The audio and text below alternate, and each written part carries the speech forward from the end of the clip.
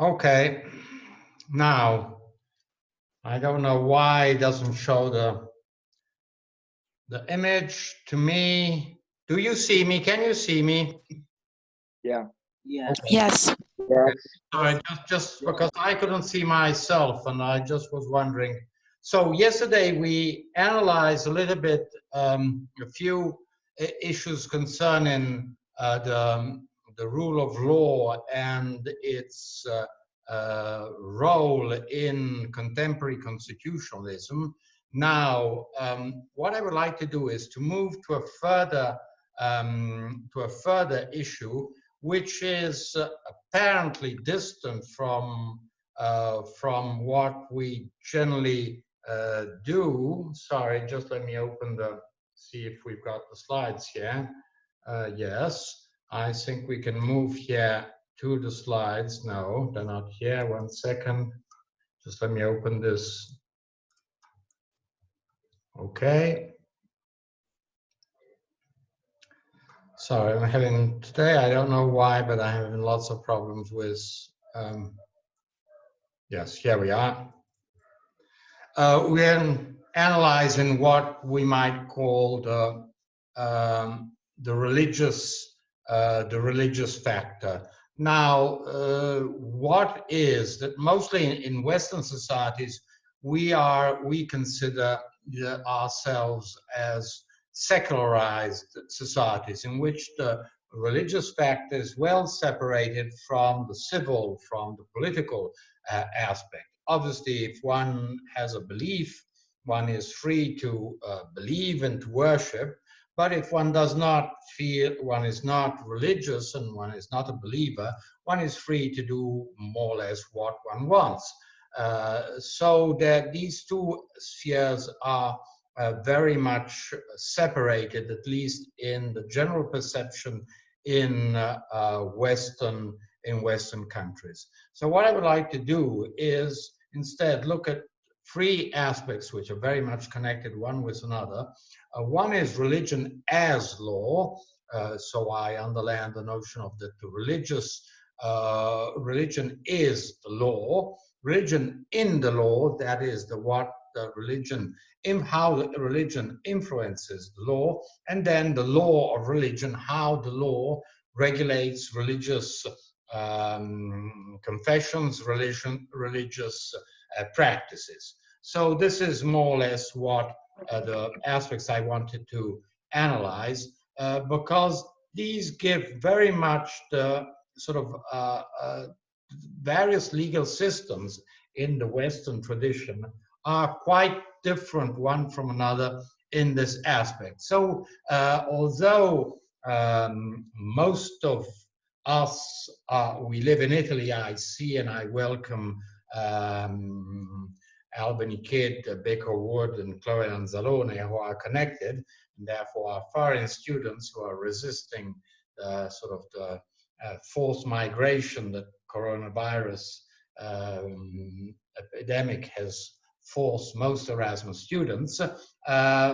In Italy, we have a view which is typically Italian, which is related to the fact that Italy is historically the seat of the Roman Catholic Pope, and therefore most citizens, not all obviously, are at least formally Roman Catholic, and many are also have sort of do practice worship and are practicing Christians or Catholics. So just to point out that this is a particular view that we have from Italy, but it is not the same around the whole Western world. So first point that I would like to make, which is very important, remember always the notion that the law is frozen history, and therefore we find this notion, these ideas, we find them constantly in our legal systems, is that there has been historically this means going back to 4,000-5,000 years ago. There's been a very, very slow movement from religion, which used to govern all activities, not only individual, but social and political and institutional behaviors and activities. But we have this very slow movement from societies in which religion is the law, and therefore all the members of a community must respect religion because that is the law. And this gradually is also enforced by the authorities, in the sense that the authorities enforced respect of religious beliefs, and if religious beliefs are not respected, obviously there are sanctions. Just think of the persecution of hereticals, although all those who did not conform to the religion, and they are pursued first of all by obviously the religious community, but also by the political community, and this happens around Europe. So we move from this stage, which goes arrives well into the 18th century, to gradually, starting from the French Revolution onwards, to freedom of conscience and of religion. Now, this is a very, very gradual movement, and it takes, the French Revolution is in the first place an anti-religious revolution. Among one of the main objectives and enemies that had to be fought by the revolution was not only nobility, not only the feudal system, but also religion. And in the most heated periods of the French Revolution, we see devastations of churches and of religious monuments and artifacts. So this is something that we should keep in mind. So starting from the the end of the 18th century, beginning of the 20th century, we have this idea that there is freedom of conscience, and therefore one is free to follow the religion one wants to, and if one is an atheist, not to follow any religion, and obviously freedom to worship, and the fact that one is allowed to worship according to religion to which one belongs to. However, although this is a process that moves from the substantially from the end of the 18th century, beginning of the 19th century, we still see that, and here we move from the religion as law to religion in law. We see that in many aspects, we see that religion still governs a series of legal institutions. Typically, the most common is marriage. If we want to see a few examples, just to see in Italy, but Italy is not an exception. There are other countries that follow the same role. We see that marriage is governed by religious rules and may have also civil consequences, but there must be some kind of link between the two. And this is not only for the case of Catholic, Roman Catholic confession, but we also find it in other confessions, such as Jewish confession, in typically not only in the state of Israel, but if we look at the US, and we see that mostly marriage between people of Jewish faith then end up by being regulated by Jewish rules in the field of marriage and Jewish courts. So just to point out that this is something that we find quite often in Western legal traditions, although we feel that law, secular law, governs most, nearly all social and political relations, there is still an important sphere of the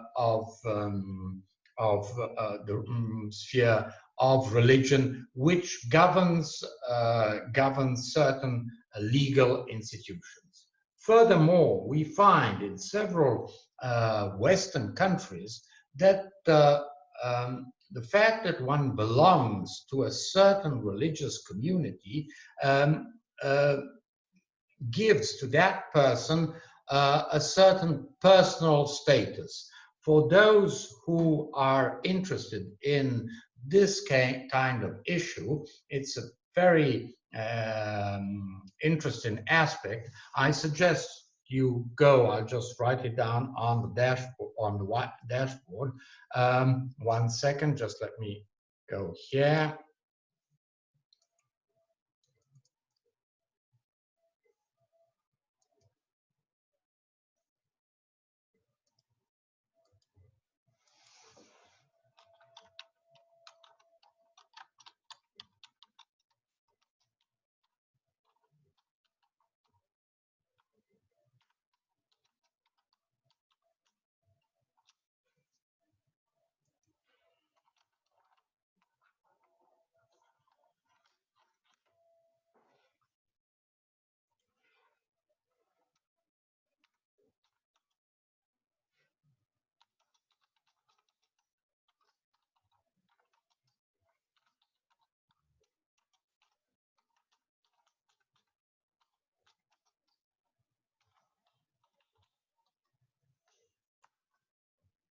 So there's this case, recent case of 2019 of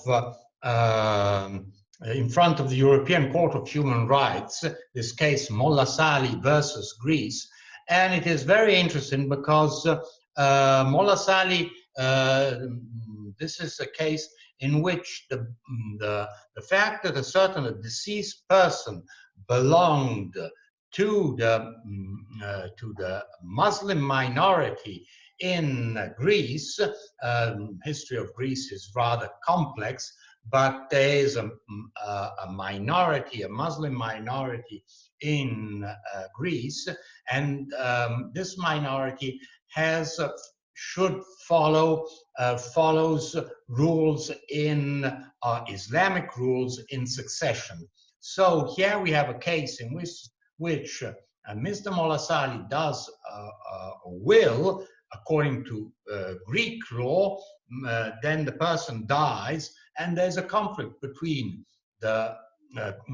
this will, which has been made according to Greek national domestic Greek law, and the status of the deceased person who belonged to the Muslim community and therefore had a different regime for succession. And it's very interesting to see how, and it's not the only case. I mean, we can find other cases around Europe where we find where there are minorities, and these minorities have a special privileged legal status, and to what extent the fact you have to belong to the community, and the fact that you are member of the community subjects you to certain rules. These rules could concern taxation. There's a famous case which goes back to the 1980s of last century in Italy. The fact that if you belong to the Jewish community, you must pay taxes to the Jewish community, and so there was someone who was Jew of Jewish religion, but did not want to pay the taxes, saying, I'm not a believer. Surely my name, clearly I'm registered in the community. My name clearly is a Jewish name, but I am not a believer, and therefore I do not want to pay taxes to the Jewish community. Just to show that this is how if we put all these things together, we see that it's this issue of the personal status related to the belonging to a certain community, which is established on the basis of religious factors, is something quite common throughout Europe. Now, let me move back to the slides.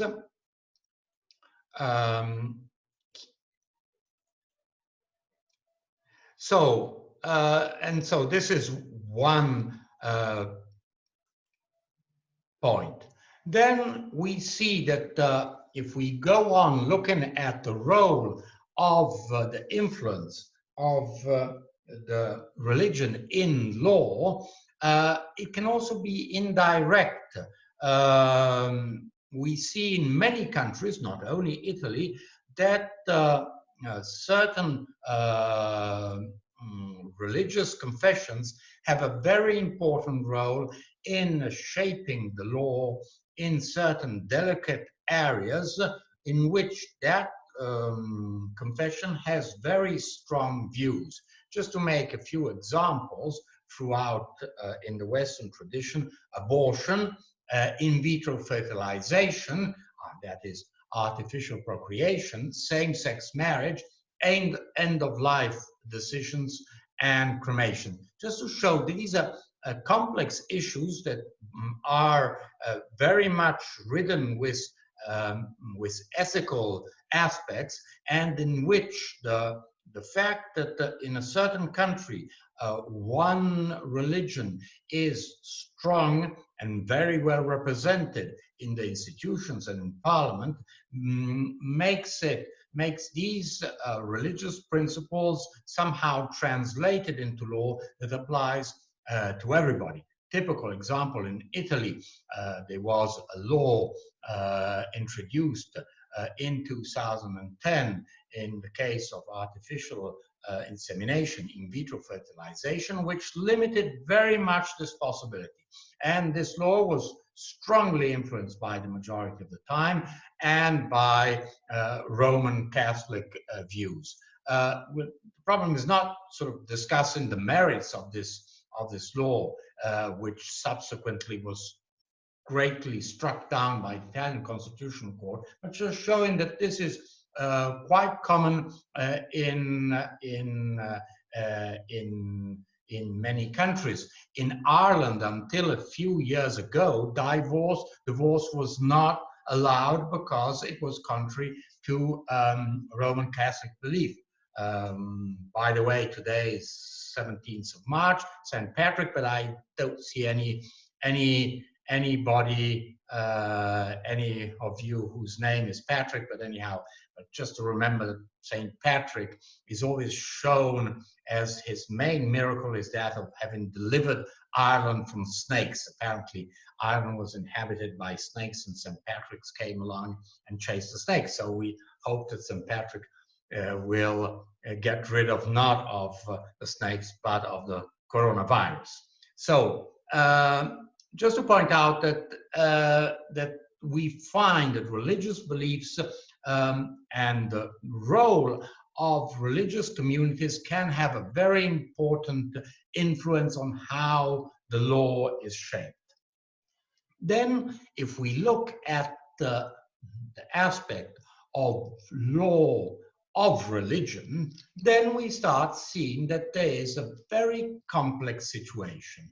So how does, although in all Western traditions, Western countries, democratic countries, one of the basic rules is that of freedom of religion and of worship, it is very clear, and this is undisputed, although there are some delicate areas which we shall see in a moment, the kind of relationship that exists between the state and the religion is somehow complex. Here we have, and this is the first model that should be considered, is where those countries where there is a state religion. State religion does not mean that that is the only religion of the state, but that religion is put in a certain position from an institutional point of view and institutional and constitutional point of view. Best example is the Church of England. The Church of England, those of you who have, apart from Kidd and Wood, who are in England, who study in England, but those who remember the sort of what was behind the Protestant reform, remember that at a certain point, Henry VIII, King of England, broke with the Roman Catholic Church, of which he was defensor fidei. He was considered one of the kings that were defending the Roman Catholic Church because of a marital issue. He didn't get his marriage annulled, and therefore he broke with the Roman Catholic Church. Now, the Church of England is not a Protestant church. It is the Anglican, it's called Anglican, and if you look at it from a theological point of view, you see that it's still very deeply embedded with what the Roman Catholic confession is. But from an organizational point of view, it is completely independent and structured in a significantly different way. Just typically the fact that sort of priests can marry, and that sort of the women priests and so on. Now, the Church of England, the head of the Church of England is now the Queen of England. So the Queen or the King of England is at the head of the church. This shows that the two aspects, the state aspect and the religious aspects, are joined together. Although there's no doubt that in England, one is free to worship and to follow other religions different from the Church of England. Just to show that this is a typical example where there is a state religion.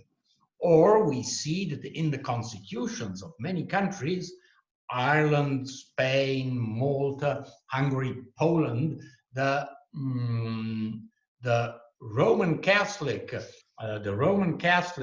religion is put in a privileged position, and especially in those countries where there is a monarchy, like in Spain, the fact that you belong to the Roman Catholic religion is essential if to ascend the throne of Spain. And the same thing is valid in Sweden for the King of Sweden, who must belong to the Protestant, traditional Protestant Lutheran Church of Sweden. So just to point out that here we have some religions which have a privileged position in the organization of the state and in the highest institutions of the state. So this is one model which we find, as you see, very different countries have, if you see, we're looking at sort of England and Hungary, or we're looking at Malta and Ireland. So we see very different countries which have a certain, in which the religion has a certain position. Then we have two very interesting models, which are the two which we have analyzed already quite a lot, also because they were born at the same time, where there is, from a formal and institutional point of view, complete separation between the state and religion. If you remember the First Amendment of, just bring it back to you just for your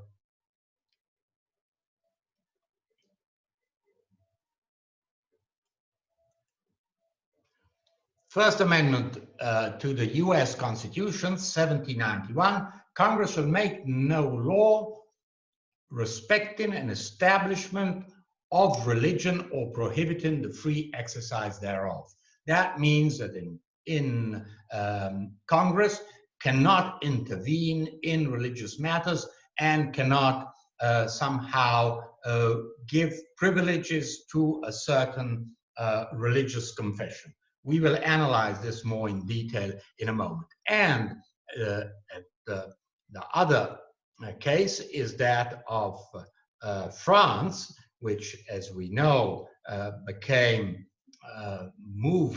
had the French Revolution is more or less in the same period as the American Revolution. And we see that, sorry, just let me, yes, here we are. We have this notion of laïcité in France, the idea that in France the state and the church, typically the Catholic Church, are completely separated, and there can be no recognition by the state of religious matters or affairs. Now, although these two countries have the same principle of complete separation of state from religion,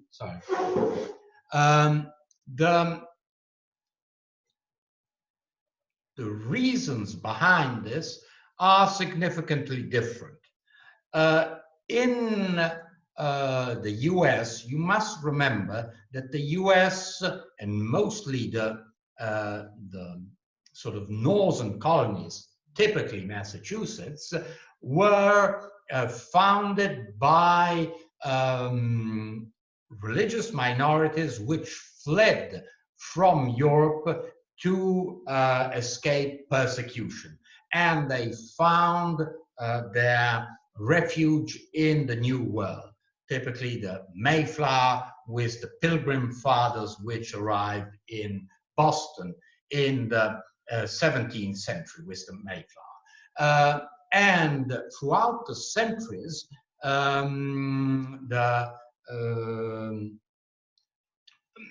the US have been the refuge of all those who have been persecuted for religious reasons in Europe. We find the Mennonites, we find the Hamish, we find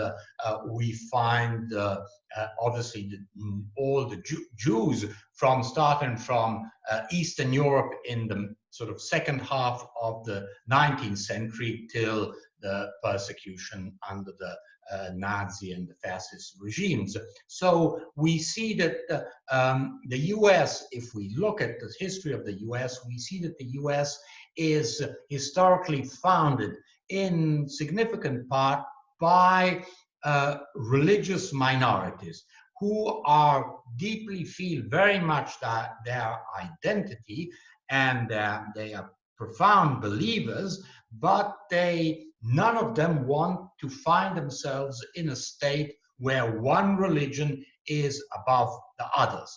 So the fact that the US is not an atheist country, to the contrary, if you think, one of the seals of the US is "In God we trust." So this gives you the idea that there is a very strong religious background to the birth of the United States of America. However, the fact that there are so many religious minorities and there are so many different religious confessions prompts, also on the basis of the First Amendment, to avoid trying to give certain privileges, certain rights to religious communities. So complete separation. In France, the situation is completely different. The problem is not so much the fact that France is not so much the refuge of religious minorities. As a matter of fact, again, we remember from our history books that after initial tolerance towards Protestants by the King of France, Henry IV, then at a certain point this recognition of Protestants in France was revoked, and there was a famous massacre of Saint Bartholomew's Night with the substantial expulsion of all Protestants from France. The reasons of complete separation of the state from the church in France is due to the fact that historically French kings and French society has resented the interference of the Catholic Church in secular affairs. And this went on from the Middle Ages onwards, and there's always been a conflict between the French kings, mostly the French kings and the Roman popes, on the authority on who had to decide on all a series of matters, including some religious matters in France. So the French Revolution somehow points out this complete separation of the state from religion, and this is also sanctioned by 1905 law. This is the reason why in France it is to avoid interference by religion on the state, while in the US it is to avoid interference of the state on religious confessions. However, this is a second model.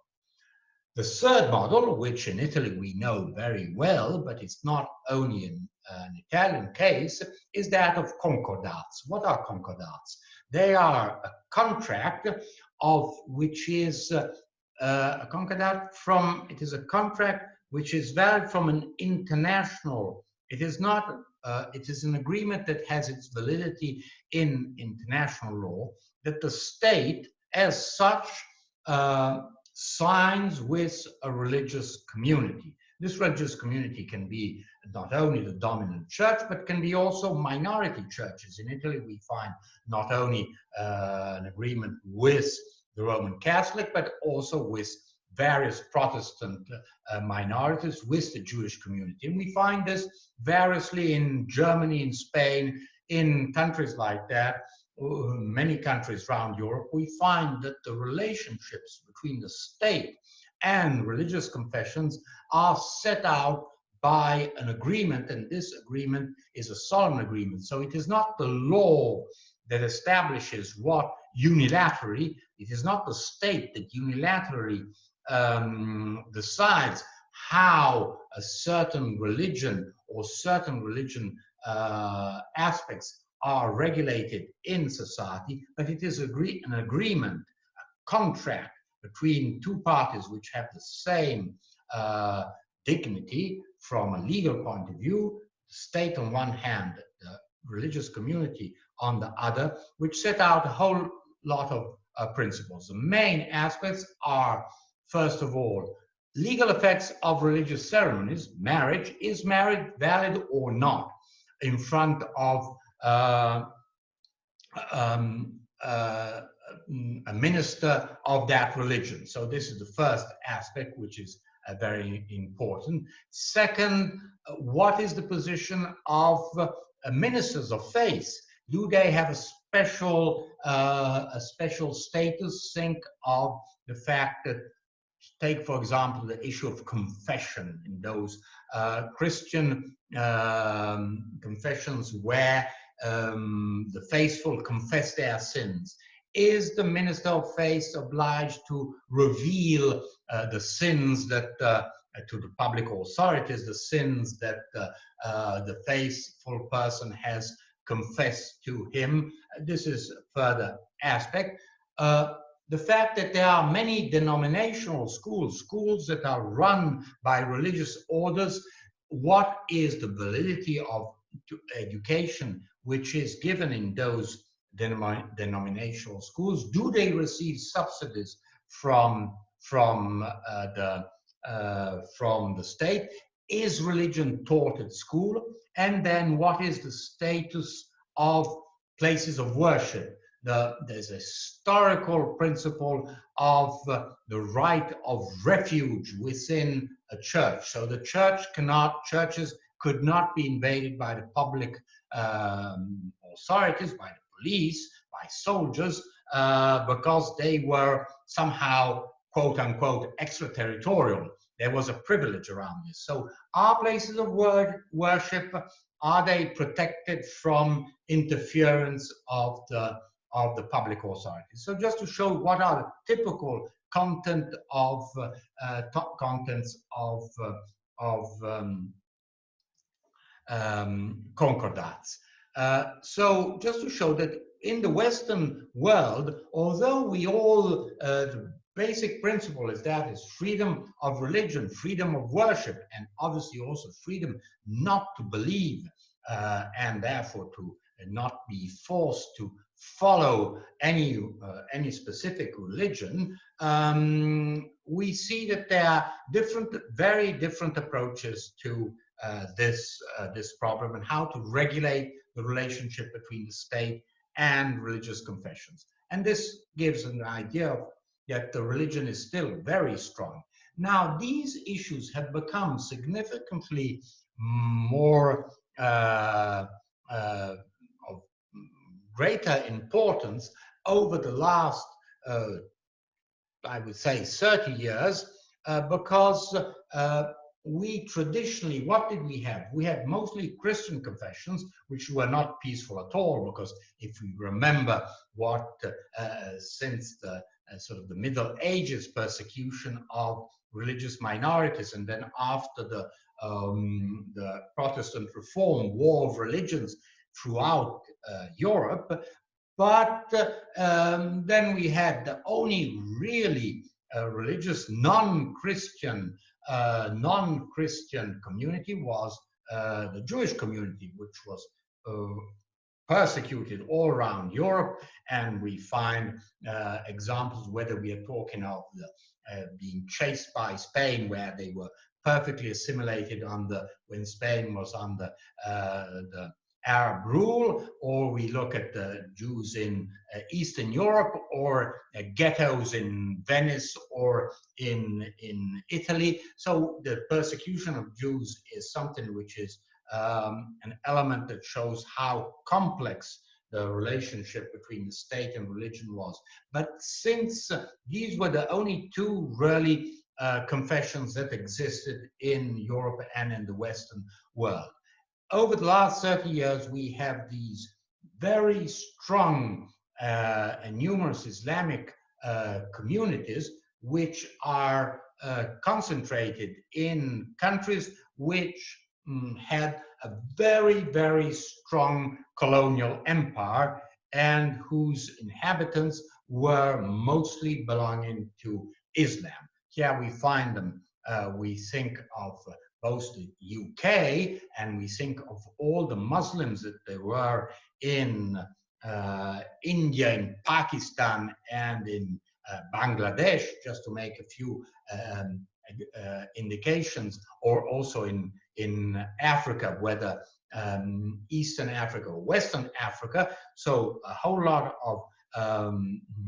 people of Muslim faith who belonged to the British Empire because they were born and belonged to the communities of the British Empire, or France, and think of all the role of France, especially in Northern Africa, Morocco, Algeria, Tunisia. So what happens now? We have these very strong Islamic communities, which are mostly formed not by foreigners. We're not talking of, because it's significantly different. We have very strong Islamic communities in Germany, but they are mostly formed by Turkish workers who have immigrated there, who have in Germany, they have maintained their Turkish nationality, and therefore they are Turkish nationals who live and work in Germany. Here we're talking instead, both in the UK and in France, of British or French citizens. They have exactly the same rights. They vote, they go to school, they speak, obviously they speak English or French, but they belong to a different faith. They are Islamic and have very strong knitted communities. And so this creates a significant problem of the relationship between, new problem of relationship between the state and these very strong Islamic communities. Typical case, I mean, a community wants to build a mosque, and this creates a significant amount of problems with the rest of the community, the non-Islamic community, the fact that there is a mosque just next door in the neighborhood and so on. Just to point out that this is a very delicate issue, because it brings up the notion of the application, practical application of the principle of non-discrimination according to religious beliefs. One cannot discriminate citizens on the fact that they are Christian, Jewish, Buddhist, or Muslim. and you cannot discriminate in, or that they do not believe in any, they're not believers, they're atheists. You cannot discriminate. This is a basic principle of all of any democratic constitution. Here we see that there are very problems that have arisen over the last 30 years and which did not exist before. And the bone of contention, the most typical issue, we shall see, I'll show you something very shortly, is the issue of the Islamic veil. The fact that according to the Islamic religion, women should be covered, should not expose except for their face and their hands. All the rest of the body should be covered, and therefore the issue of Islamic veil. And then this moves on to, especially, and this is a problem in France, we should see this video, what happens if you forbid Islamic veils, then should you forbid other religious, on the principle of equal treatment of all religions, should you prohibit other religious symbols? The cross, people who wear a cross around their neck, or a Jewish who wear the little head kippah, or Sikhs, and this is a problem in England, Sikhs who wear turban and therefore refuse to put a motorcycle crash helmet, because they obviously cannot put a crash helmet over the turban, their turban. So just to show this very complex new problems that the religious factor brings along in democratic systems. Now, if you just look at the chat, I will post a link, and it is, sorry very much, just one second, just let me, here on the chat,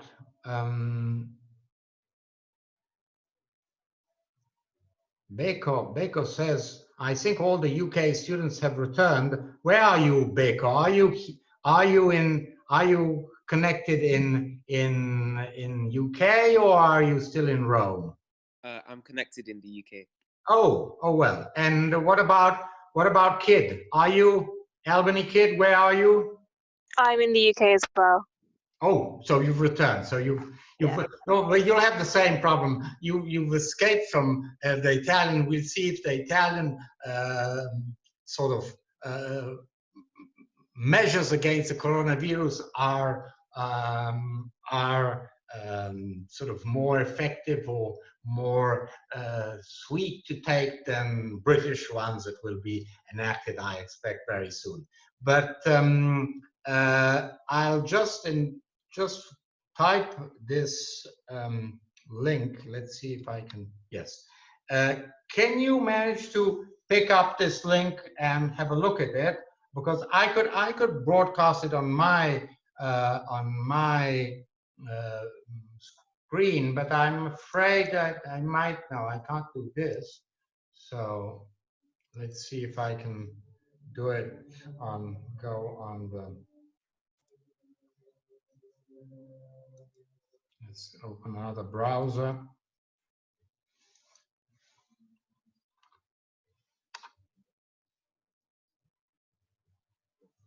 Now this is well, it's quite recent, as you see. It's November last year, and it's a short video by France 24, which is the public TV in English language by of the French television, and which gives it's informational, but gives you an idea of some problems that we have with this notion of Islamic veil. So let's see.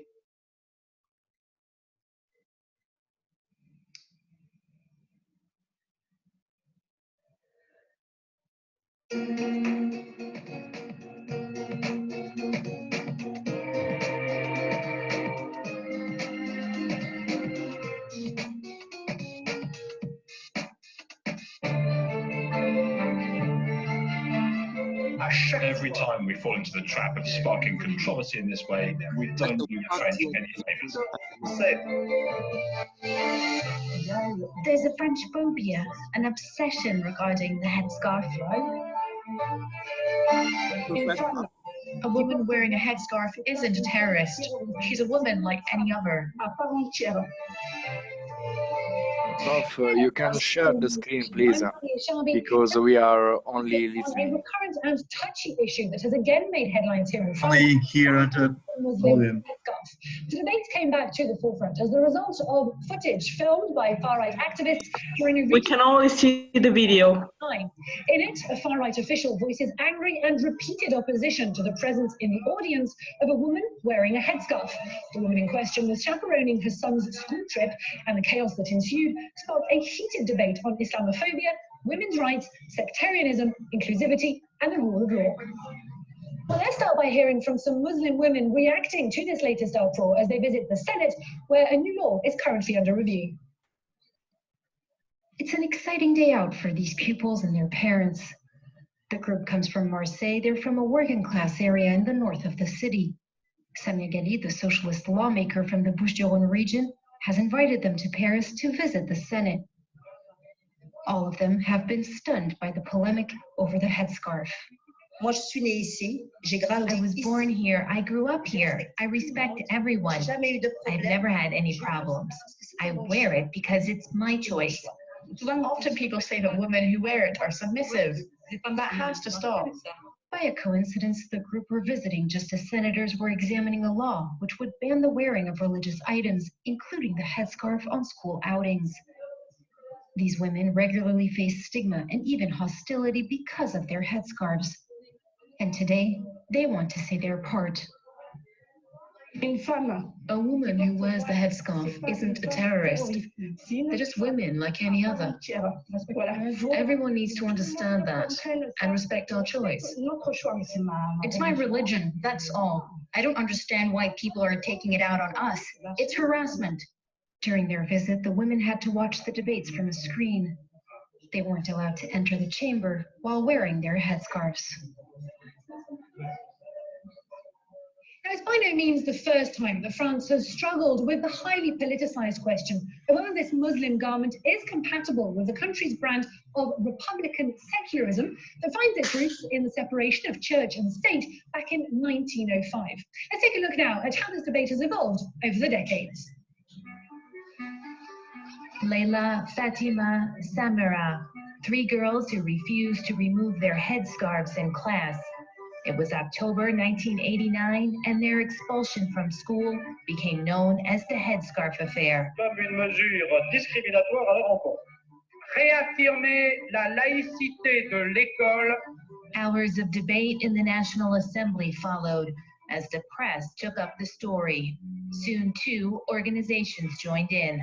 It's by going to school, where they will acquire a critical spirit through knowledge, learning, confrontation with other young people, so they will have a chance to empower themselves.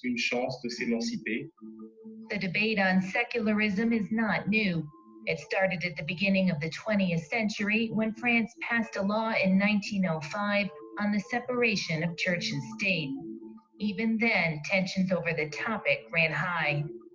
A century later, Jacques Chirac asked the Stasi Commission to consider how to apply the principles of secularism. The result, the headscarf, the kippah, and large crosses are banned from all public schools. The law is passed on March 15, 2004.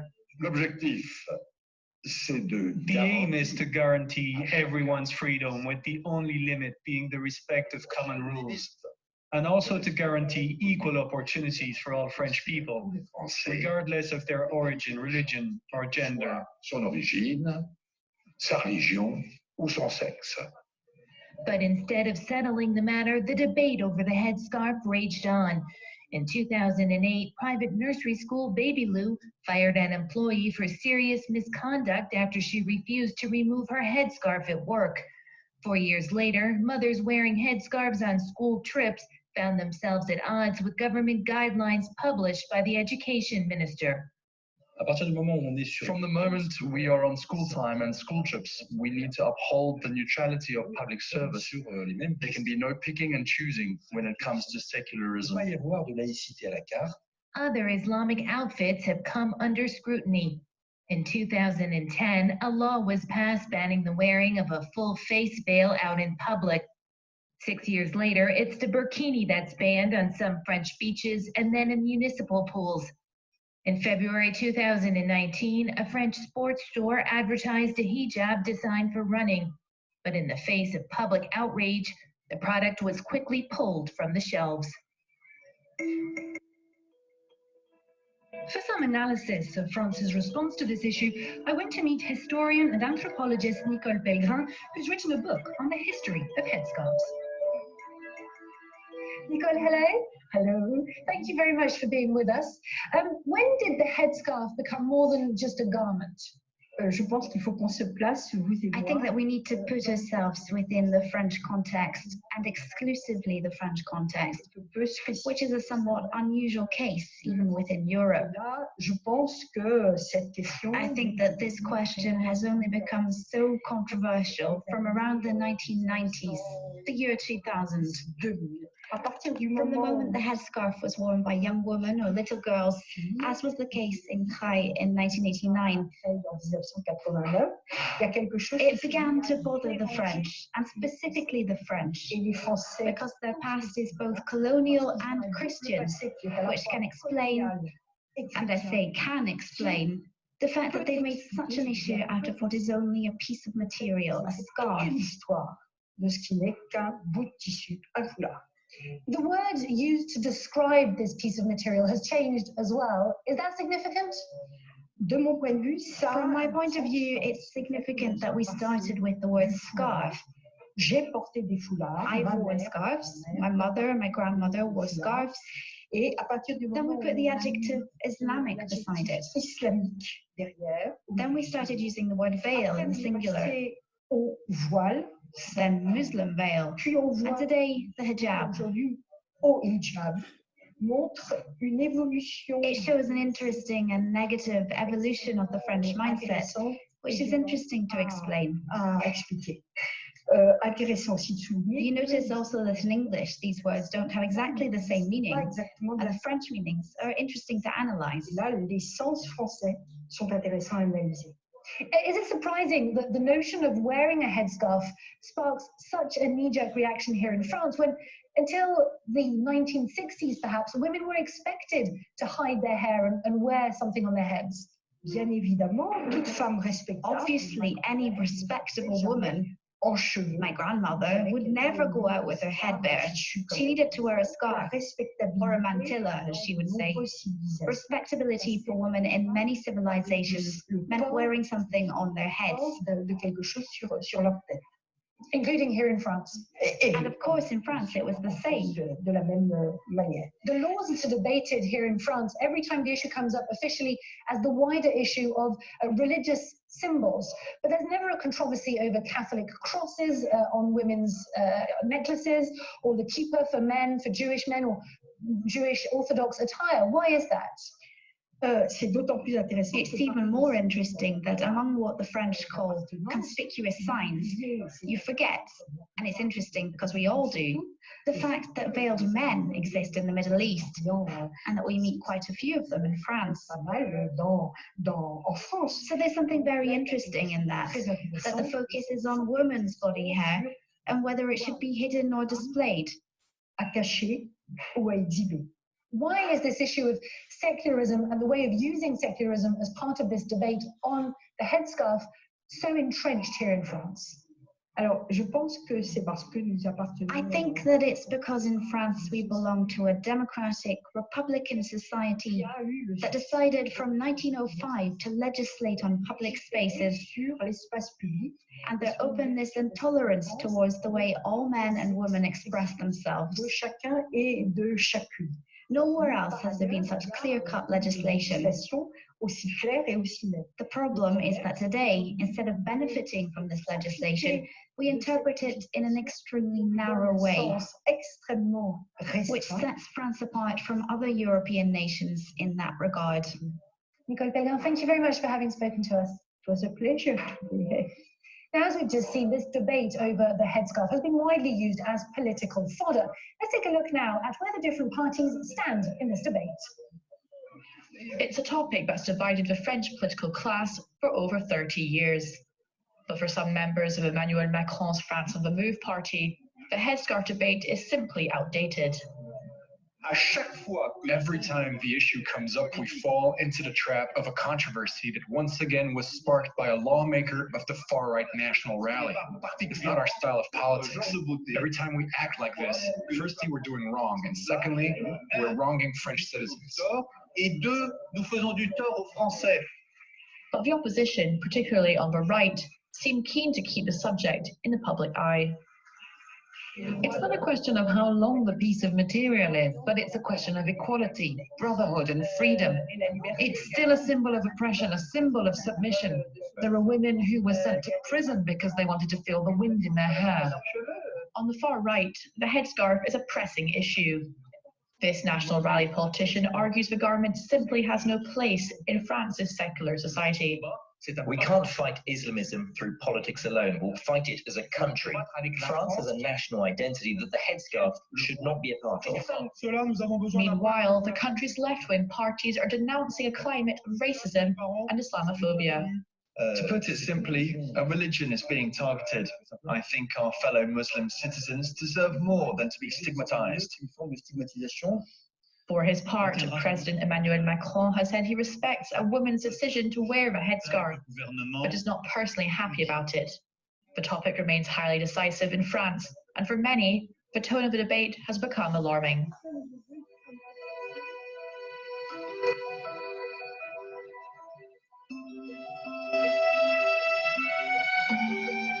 Well, with that, we leave this edition. Thank you for watching. Stay tuned to France 24.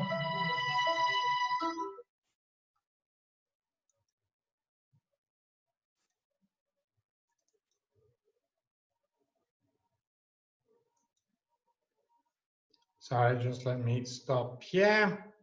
Let's get back to the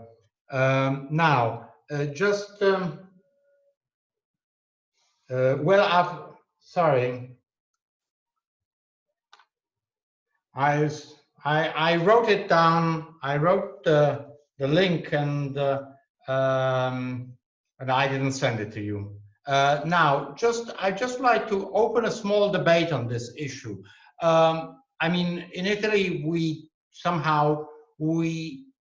have the same situation as in France. We also don't have such a large Muslim community. There, statistics tell us that there are more or less 1 million in comparison with several millions, 4, 5, 6 million in France. So we don't have really this kind of debate. I just would like to I would like to ask the class what their opinion is on this issue on, headscarves. The words are important. I mean, but we are talking, this comes up only because we are talking of Islamic veil. If it weren't Islamic word, if it was a foulard by Hermes, nobody would I don't think anybody would challenge that, except for the fact that maybe it's very expensive and costs about 500 to 800 euros. But apart from that, nobody would challenge the fact that one wears, as a woman wears a Hermes foulard. What is the opinion on?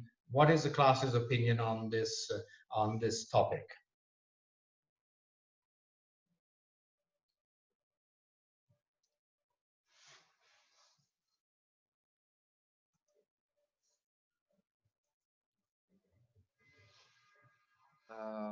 For me, Prof, I'm seeing that nobody. Can you raise the volume, Saria?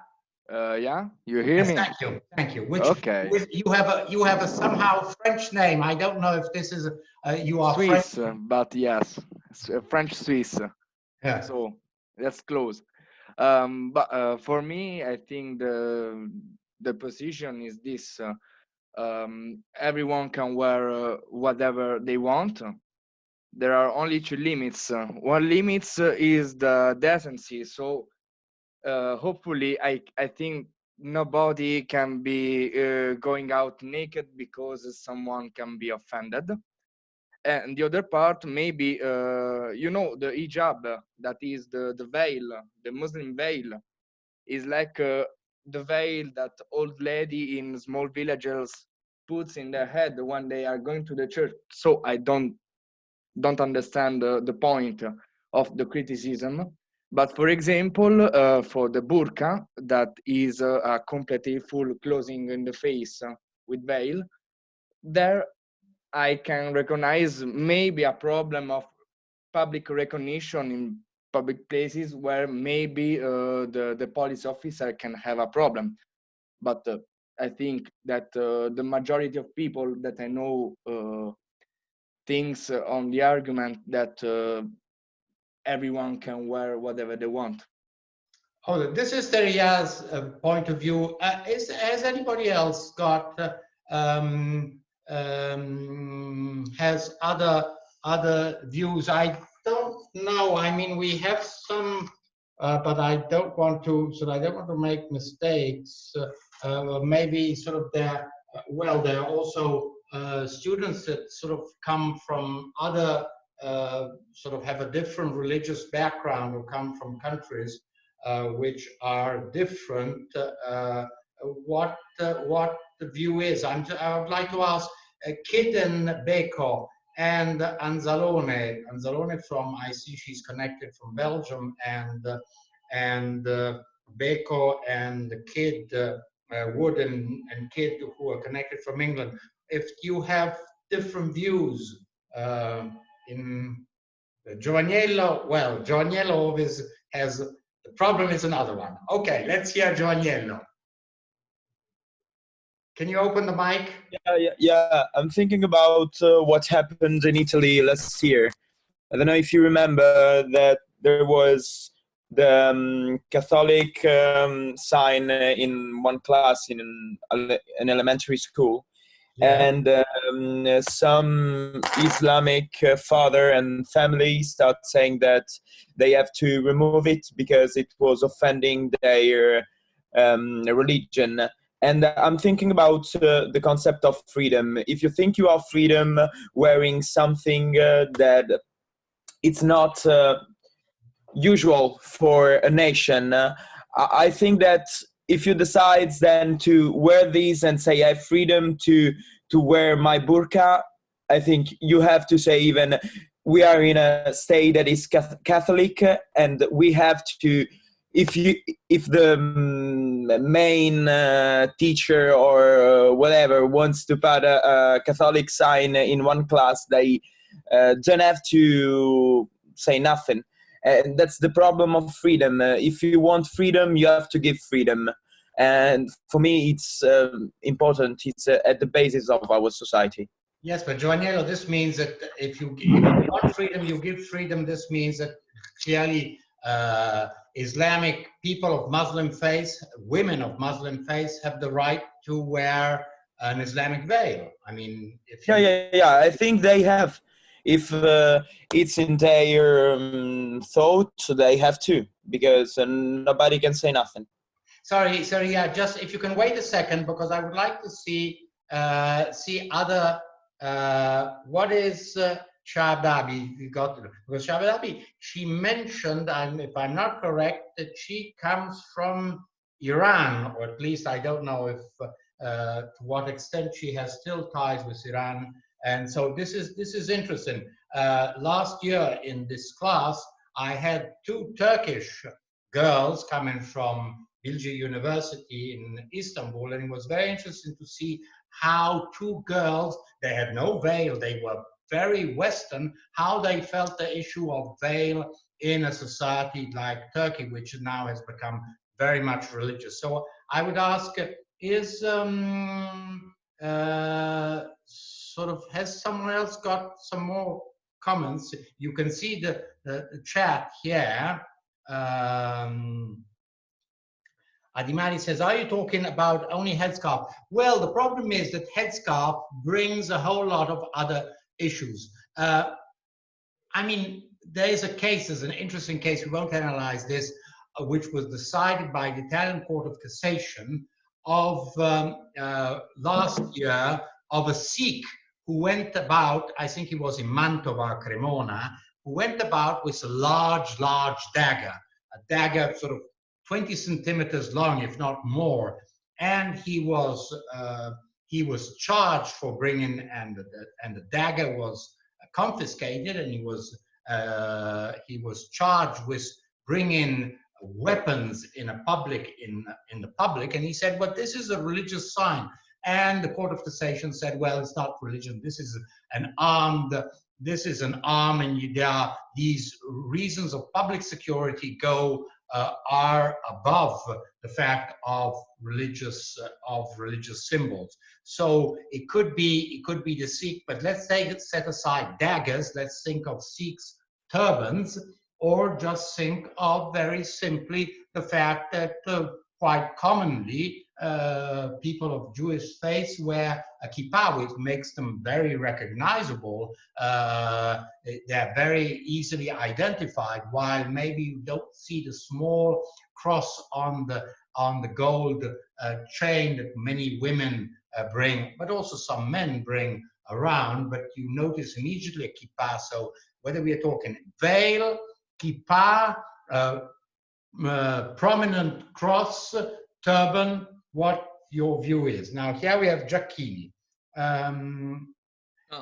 What I said before, because there are, in so many countries there are the cultural defense, no? That if you do some criminal things, you have this cultural defense, because your culture how to say, avoid you to do this, so you are justified to do it, like amphibulation. For example, in UK, there are like thousand of amphibulation, and they are not how to say, they're not sanctions. We're sanctioned, Mari. Just let's. I'll leave Wood and Kidd to reply to this issue in the UK. Just to point out that this issue that Adimari has brought up of the cultural defense, we find it not only in the case of female genital mutilations, which, however, there is an international convention against it, and it is a law that prevents this, surely in Italy, but in other European countries. But we find that in many cases, in many countries, there's been this issue of cultural defense. The most prominent case is an American case in which a woman who had been betrayed by a Japanese woman who had been betrayed by her and abandoned by her husband, tried to drown herself with her 2 children. And the 2 children died. She did not drown, and then she was brought to court, and the court applied in that case, saying this suicide by the woman is typically cultural, belongs to that community to which that Japanese woman belonged to. Now, there's very many objections to this cultural defense, because one of the typical arguments which could be used is in, let's imagine, Italy, where until the 1960s of last century, there was not a justification but a reduction of the sentencing against the husband that had killed the wife because the wife had betrayed him, and therefore, so we find that this notion of cultural defense is very highly debated. But here I see I've opened, well, apart from the notion of Catholic. Now, one second, just let me go up. Sorry, Adimari. if you can take off the video, your video, so we see, I can see also the other, now, let's see, here we have Michela Giacchini, says, the French Republic, a woman who appeared in the video claimed that France should forbid headscarf in the name of equality between genders, as she sees a scarf as a symbol of oppression. Maybe obvious, but the choice of wearing a headscarf is not necessarily imposed, but an eventual prohibition of headscarf by the state in itself an implicit declaration of inequality between choices of people belonging to different faiths. Now this is, see, this is an argument says, well, the principle of equality is principle of equality. Why should we, I mean, let's make an example. Let's imagine that in our class, there's a woman, a student, who is a nun.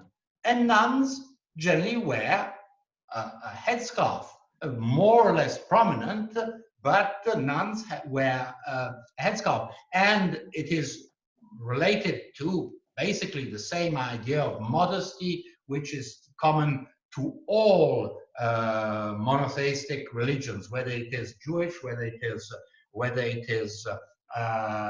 Christian or Muslim. So the idea that the woman should not expose her body, and in particular her hair, her face, or her face should be somehow somehow not shown. Just think of the veil used in church by women in church, although it's a very transparent veil that somehow should hide the face. So the point is, if we had a nun in class, we would not say, oh, sorry very much, the nun cannot come to class, cannot follow our university classes because she's a nun. She must take off her veil. So the point that Giacchini is making is the problem of discrimination between different faiths. Now, just to so Medina, Mariame is Medina, is that correct? I think it's not just a faith issue, but it's also about our way of perceiving women's rights that's so distant from there. So can you express this, sorry, this better, sort of, I mean, from theirs who? Yeah. Yes, I think it's a culture matter, because when you think about something that in our culture is perceived some way, from another point of view, from a person from another country with other cultures, other religions, there's another way to perceiving. I was reading just right now that someone was saying that covering hair for being a nun, it's different than covering hair for being a Muslim person. I think that's completely wrong, because our way, a person who is from a Catholic point of view can perceive it that way. That if you think about a Muslim person from their point of view, it's completely normal to wear a burqa, for example. But from our point of view of people who grew up with rights, with a whole different culture, I think it's too complicated. I don't think it's that simple that we can say. Hosni, I just wanted to point out this, that in that video we saw, those women who were wearing a headscarf, all French nationals. They're not they're not Algerians or Tunisians or Moroccan women. They are French women. They are born in France. They have French citizenship. So, I mean, the issue, I'm not taking sides. It's a very complex issue and it's very difficult to solve. But one of the main difficulties, it's not saying, oh, but you are a foreigner in our country and therefore you must adapt to our tradition. So clearly, if I go in Saudi Arabia, obviously I will not go around drinking alcohol and things like that. So I will follow the rules of Saudi Arabia. I'm Italian and I go to Saudi Arabia and I follow rules of Saudi Arabia. But here we are talking of French citizens who are born in France, who are completed, gone to school in France, they vote in France, they can be elected in France, they have the right to be. Yes, but I think it's about the way they grow.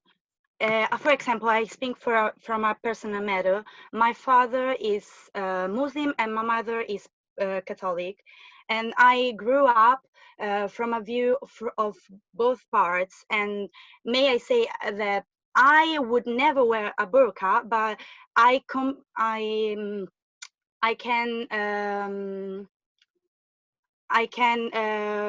oddio, posso mettermi nei panni di una persona che invece deve indossare. Sorry, we don't understand Italian. Nobody here understands. Pusni understands Italian.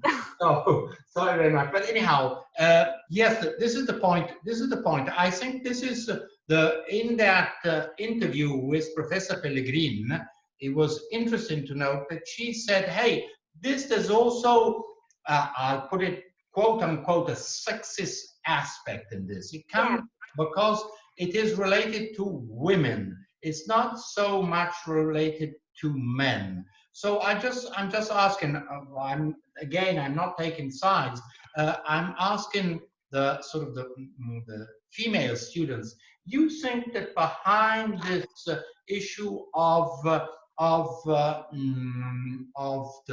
discussion, very heated discussion about Islamic veil, there is also some aspect of sexism, of somehow discrimination against women? Yeah, of course. Who is that? Can I say something? Who is speaking? Just to Paoli. know. Paoli, yes. So, okay, Paoli, can you speak your mind? Sorry, we'll. I think this is a very important issue. It's really really, I can assure you, it's very difficult to solve. But as lawyers, we must try to get to, I don't say the best solution, but at least the second best solution. So, Paoli, what were you saying? Yeah, I think people see wearing headscarves as a symbol of oppression, because Islam is as often proved to be a very sexist religion, but that it's not only a problem related to Islam, it's related to every religion, and not every environment. I'm sorry. I mean, if you forbid to women to wear headscarves because you see it as a sign, as a symbol of oppression, you are somehow creating an obstacle to the free developing of personality, because the religious, religion is one of the many parts of the path of life. And if a person chooses to be religious, to believe in God or whatever they want to believe in, this is an important part of the development of their personality. So unless there is a sanitary reason, or a reason related to the security, to public security, I don't see why one should forbid this. Yeah, we have, but there are two views. Just to show that Sharia has written a message. One thing is a public space, another is a private behavior. And Shadabi says, well, says, I agree with Sharia. So it would seem, well, clearly at the home I can do whatever I want. This seems quite obvious. The problem, we're talking on public space when, sorry, we don't have, in class I would have given you this assignment. There are two decisions rendered the same day by the European Court of Justice on the Islamic veil, Akbita and Mejawi, I think, or anyhow. One, it comes from France, another one comes from Belgium, and the issue is discrimination against women who are wearing Islamic veil. If this, they can be, if not in the public sphere, but in a workplace, you can tell a worker to use, to dress in a certain way or not to dress in a certain way. And if you can forbid, if the employer can forbid the employee from in both these cases, the issue was whether the employer could or could not forbid workers, female workers of Muslim faith to wear headscarf. And the solutions given by the European Court of Justice are interesting because in one case they found that this was discriminatory, in another case they said this was not discriminatory. So just to point out, it is a very complex issue. Just let me go on to just to see the other comments. Sorry, they're all very interesting. Well, but Bartoletti says being a nun is a sacrament is a little bit different, but you choose a faith. I mean, obviously, it is a very strong choice of a woman that decides to become a nun, but it is a religious choice of a woman who decides that she wants to follow the rules of Islam, and Islam sets certain rules, and therefore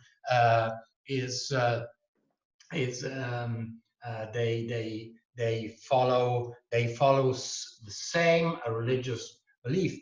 Just to point out, it's interesting how there are formal rules and how you get around the rules. If you look, and I'm probably Shabadi maybe has this from experience. You look at women in the sort of, you often see videos, news from Iran, and you see the women wear very, very visible headscarf, very colored. They're very nice, and you find this not only in Iran, you find them also in Morocco. So the headscarf, from somehow an element which should hide your head and should somehow not hide a woman's head and her face, really becomes something very, very visible. Just to point out that, you know, that there can be rules and ways through which people get around rules and say, well, I'm not interested, I'll wear a scarf, a headscarf, but I want this headscarf to be there's written no place that the headscarf should be of a certain color. It doesn't necessarily have to be black, it can be of many colors. Just to point out that this is a way in social behavior. Now, let's see, sorry, we have to stop here, just to point out, being a nun, okay, but she hasn't gone. So I'm just trying to see if there's some, well, school, public space and public institutions, just to point out from a strictly legal point of view, that there is a European Court of Human Rights, that is a Strasbourg court, which decided the Grand Chambre, that is the whole Court of Human Rights, decided that Italy had the right to maintain crucifixes in public schools and in public places, such as typically in the courthouse, where a trial, if you look at where a trial is held when you grow up, and maybe you grow up, you graduate and you go to court, and you see that there are many courthouses, there are crucifixes. And Strasbourg Court, the European Court of Human Rights, said that this is not in violation of the freedom of religion, does not offend other religions. It belongs to the tradition of Italy, and therefore that nobody has to be offended. Just to point out, just to give you some legal elements in this.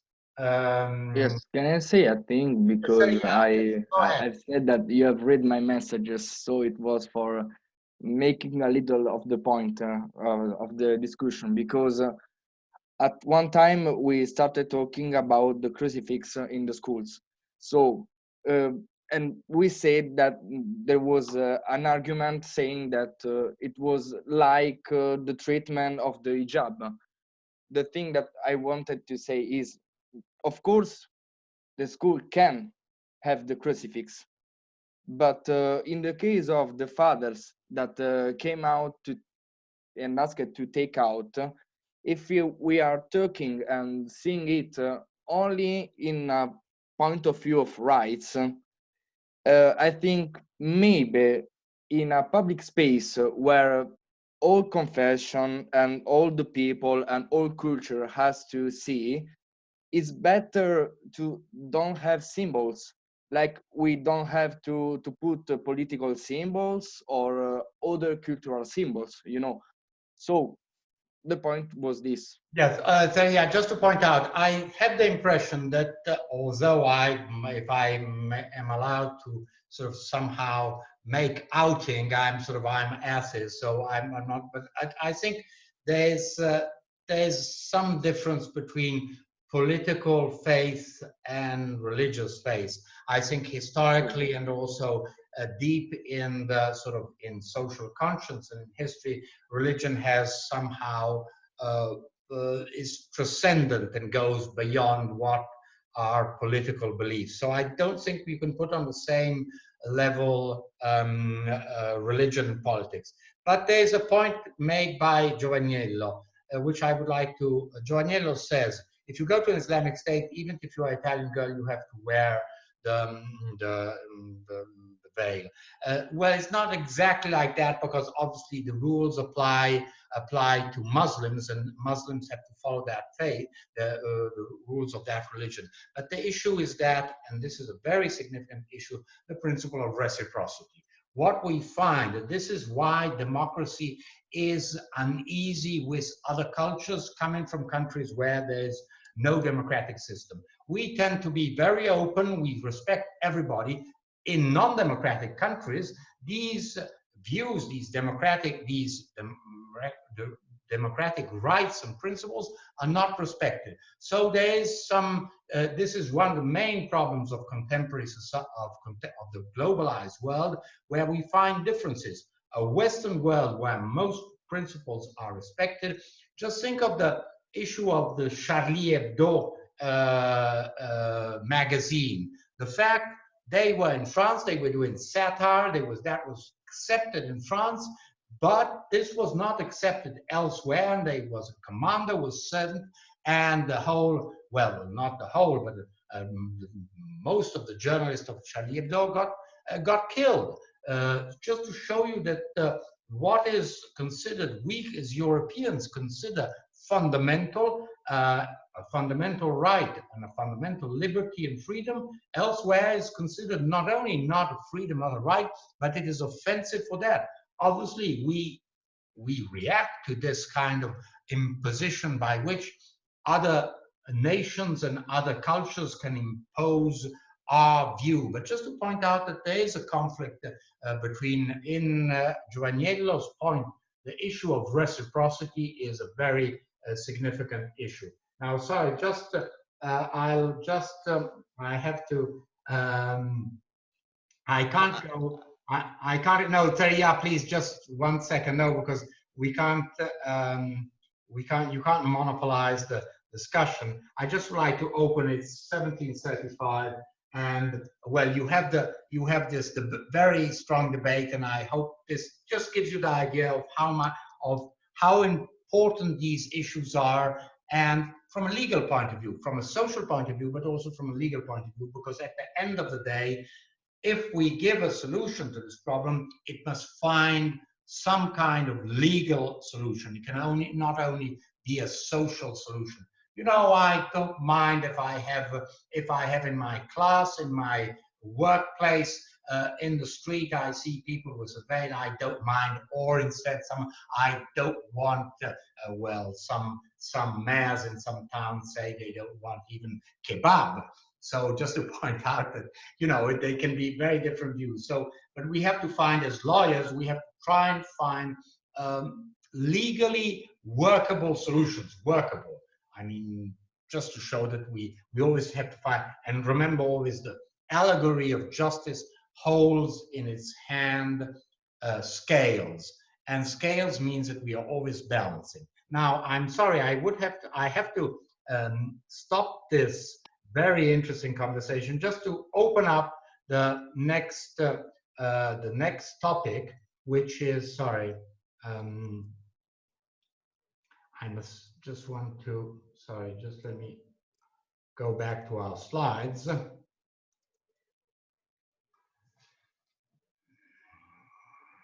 Sorry, let's go here. I'll be sending you the slides. Don't worry. I'll just have to extract them. Reduce factor. Okay. Now, just let me go back to Zoom.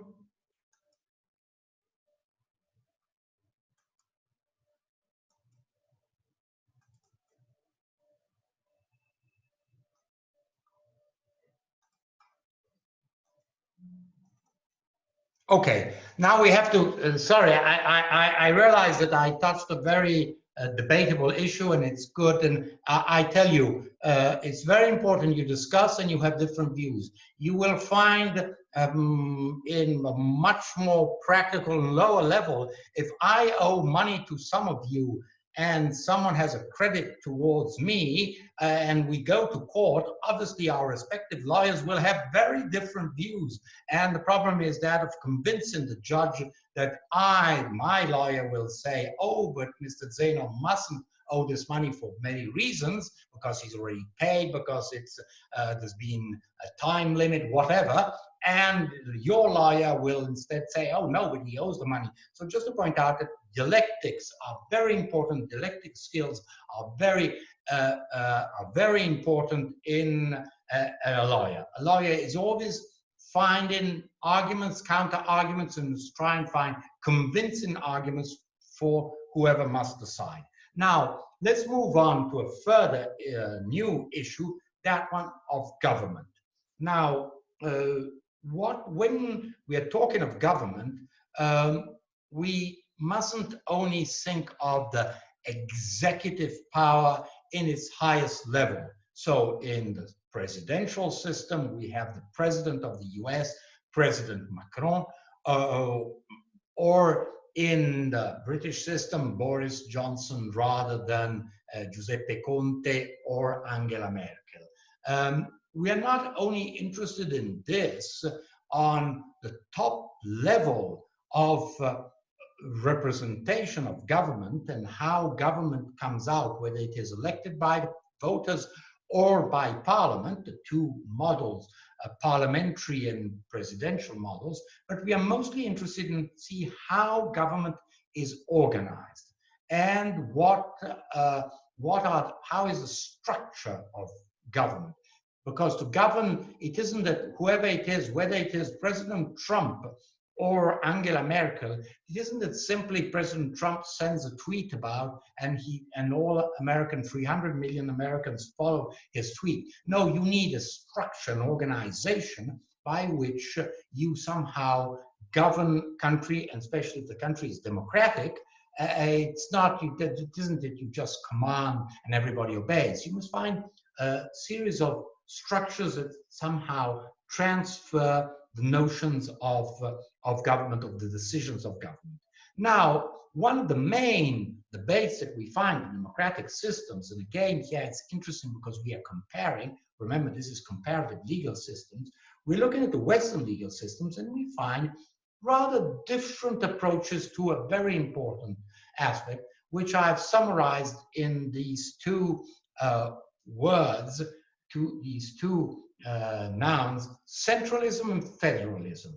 Centralism, where the idea that it's a centralized state where there's a center which decides everything, and then it is organized in like a pyramid, or if you want, like a star with a center, the main star and all the satellites, which are the local geographical satellites, and a federalist approach where we see that power, government is distributed over territory. Now, these are two very different approaches, which obviously in no time, in no country, we find only one expression of only one central system or only one federal system, at least in democratic systems, but we often find a mixture of the two.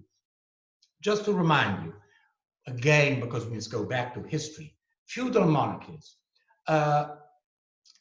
Middle Ages were substantially a federalist model, or rather a decentralized model, because sovereigns, in order to obtain allegiance from their vassals, their noblemen, princes, dukes,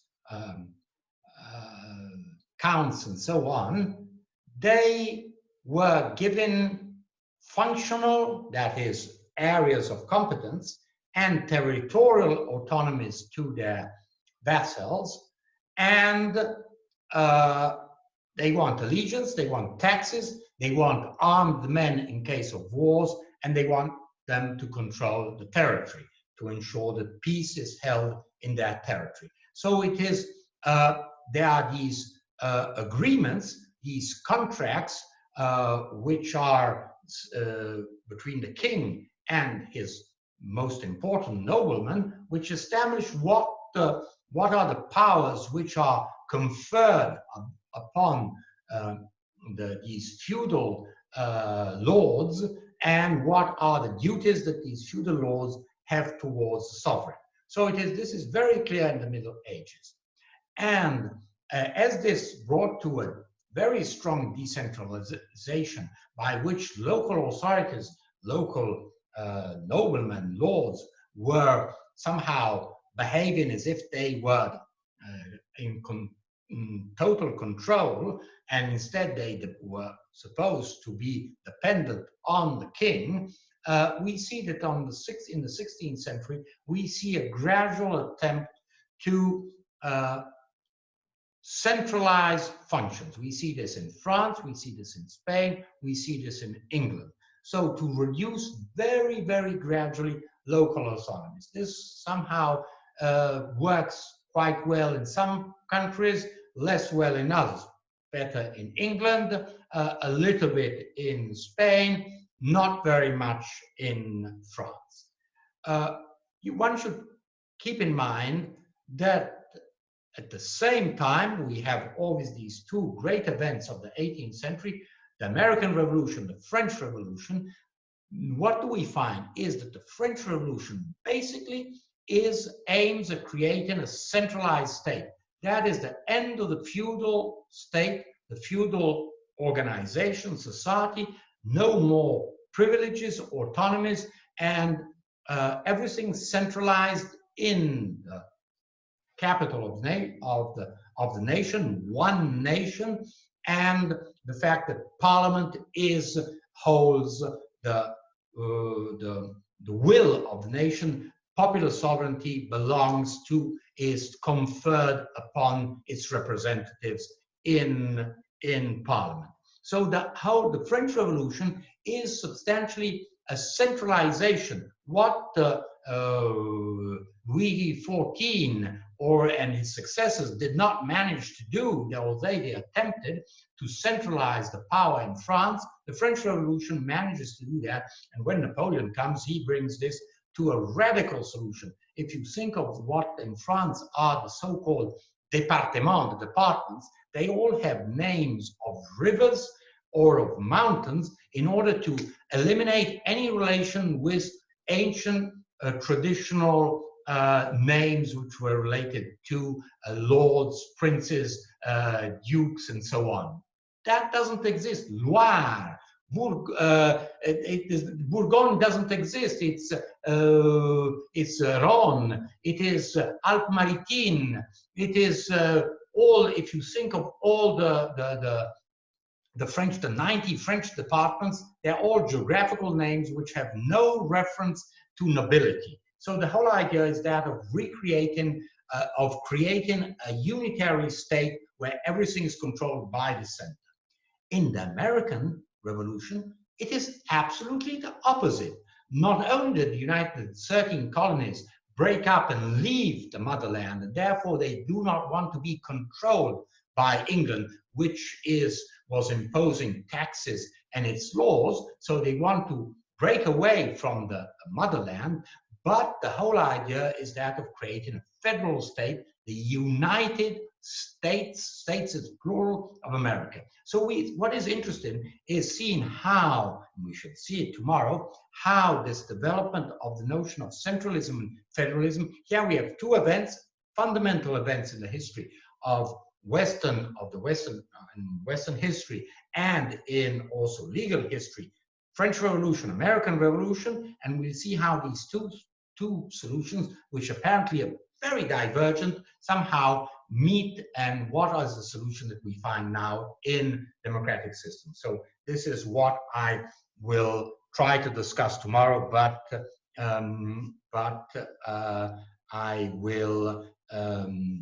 we will discuss that tomorrow. There were a few questions, sorry, I noticed that there were some questions concerning the specific what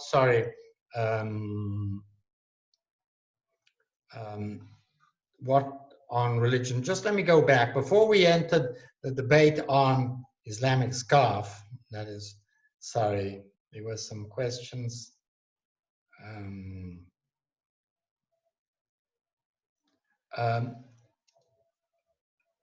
Adinolf is asking, could you please repeat the problem of non-assimilation of the Islamic communities? Now, the problem is this. The problem is sheer numbers, and if you want, demography. What we find is that while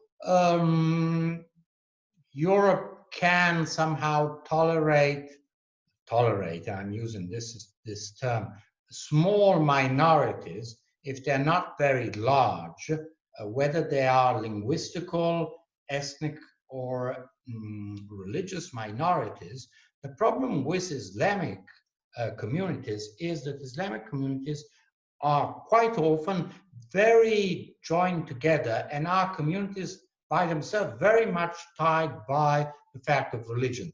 The French example is very good because they're French citizens, obviously mostly of North African descent, but are not, many of them, the majority of them are not, they live in neighborhoods which are nearly entirely people of the same, belong to that same community. They're not dispersed in the town in various neighborhoods. And there's also this fact that is significant, the fact of demography, that these communities are very prolific and have much more children than, and therefore grow much more rapidly than other sort of national indigenous communities. So this creates a series of political issues. And so this is why with Islamic communities, there's a problem that did not come up, at least in the last decade, since the end of the Second World War, in most continental European, but also in the UK communities. They weren't these very large communities of people coming from of different ethnical or different religious belonging. So this is the main issue that we find with the Islamic that we do not find with other communities, at least today. I mean, just think this case. Let's take Italy. We have a pretty large Filipino community, or even Chinese community, but they somehow, yes, they do live together, but apparently this does not raise issues. So the question is, why don't we have problems with Filipino communities or with Chinese communities? Many of them, both Filipino and Chinese, are second generation and are Italian citizens. We don't, but we do have problems with Islamic communities. Just to point out this, this is a difficult question. I just want to point out to you. Then, well, this is the other question. Are there other questions not concerning Islamic faith, but concerning what I analyzed before on the relationship between religion and the law, the relation of state and religion? If there aren't any issues, I would say that we can reconvene. Well, it's nearly 6 o'clock. Okay. Okay, it's clear. Then we'll continue tomorrow and we'll analyze tomorrow the issue of centralism, federalism. So maybe it's less exciting as a topic, but it is very important for us as citizens and as lawyers, clearly. Okay, good evening to everybody. And well, if they are, well, you can always write an email to me, and tomorrow afternoon I will be sending you the slides I've prepared over this week and we've been using.